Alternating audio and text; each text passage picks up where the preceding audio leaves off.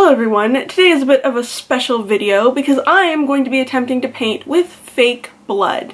Now this particular fake blood that I picked up just happens to be called vampire blood, so I think it's time for some vampire artwork.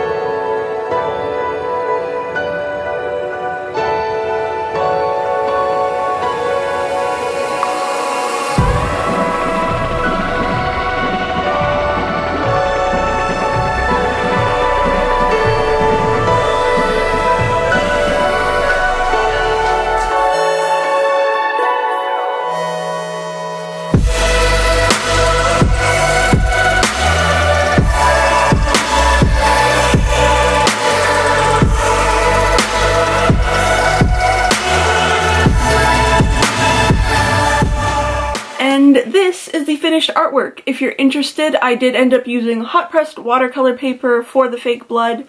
But yeah, this is entirely fake blood. I added nothing else, no white gel pen, absolutely nothing. I did attempt to water some of the fake blood down to give it more of a watercolor effect in certain areas. But yeah, the fake blood was definitely interesting to try and paint with. It was a very strange gel-like texture, and definitely not as pigmented as you would probably think fake blood would be.